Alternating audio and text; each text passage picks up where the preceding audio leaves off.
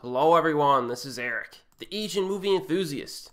This is my review of Shoplifters, a Japanese drama from 2018 that was directed by Hirokazu Koreeda. This won the highest honor at the Cannes Film Festival and has also been nominated for the Best Foreign Language Film Oscar at this year's Academy Awards. So it's no understatement to say that this is one of the most critically acclaimed Japanese films of 2018. Now, I've already reviewed 3 of this director's films on this channel previously, Like Father, Like Son, Our Little Sister, and The Third Murder, all of which I recommend. Koreeda is one of the best directors in the entire world, and he proves it again with Shoplifters. Now, the premise here is fairly simple. There's about a low-income family that's living in a little residence. They frequently shoplift necessities like food, clothing, etc., from local markets and stores. Then one day, the father sees a little girl who's freezing outside, and he invites her into their family unit, and the film goes from there. Now, this is essentially a character-driven film, not necessarily a story-driven one, and in that sense, it wholeheartedly succeeds in that regard. Both of the individual characters and the family dynamic are very compelling to watch. In fact, the structure and history of this family is rather unorthodox, which kind of surprised me because I went into this film knowing basically nothing other than the director, the cast list, and the critical acclaim. So I'm going to avoid discussing too many details here so you can discover that aspect for yourself, which also lays the foundation for some of the main themes of the film as well, and they're all very well developed. But the script really does dig deep and explores what makes this family work. And you have to pay attention to some of the little details in this film as well, because there's little references and pieces of dialogue that are very important to catch, and some of them are said rather quickly and only one time, so just be aware of that.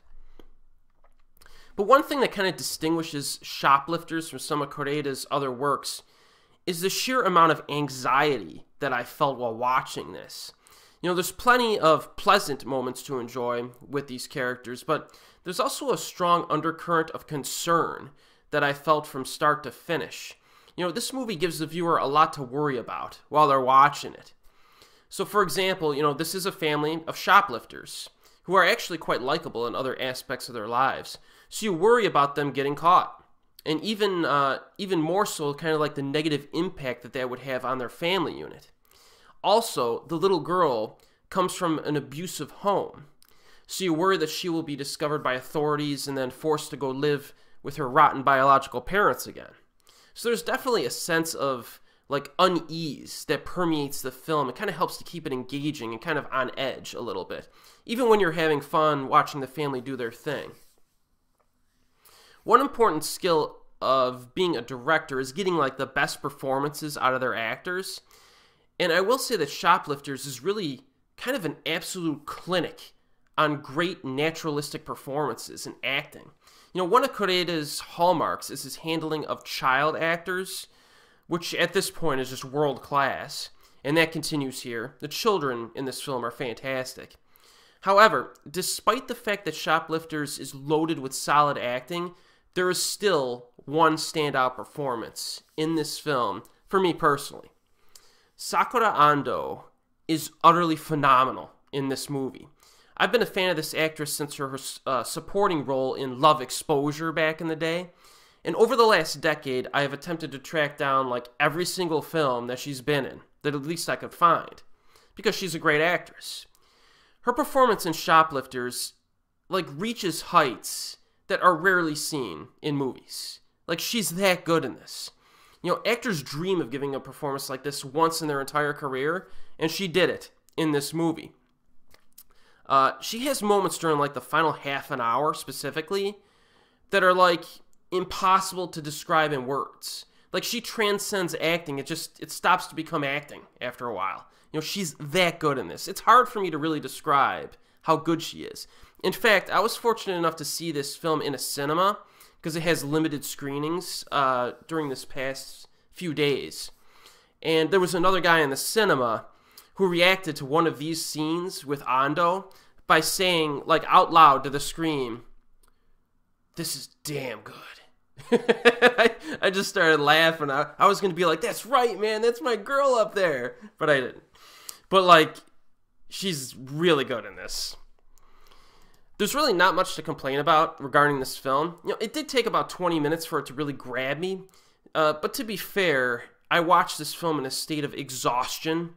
Like, I was dead tired when I walked into the cinema, which is not the best idea for a deliberately paced drama, going in and watching one of those, but the film still won me over and had me riveted for much of its runtime, so I can only assume that it would improve even more after repeat viewings. But I do think the opening 20 minutes are probably kind of like the slowest part of the film. It kind of sets things up, you know what I mean? So Shoplifters comes strongly recommended. It will be released on streaming and physical media in the United States on February 12th, which is very soon. That's next week, right?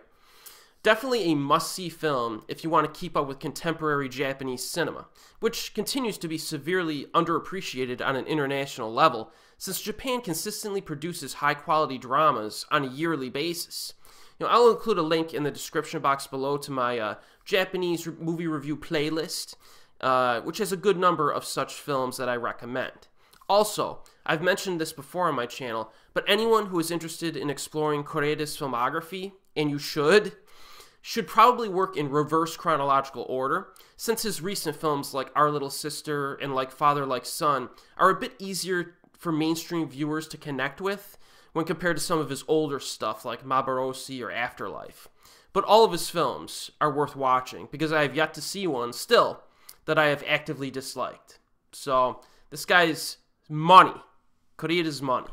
And as always, we'll see you next time.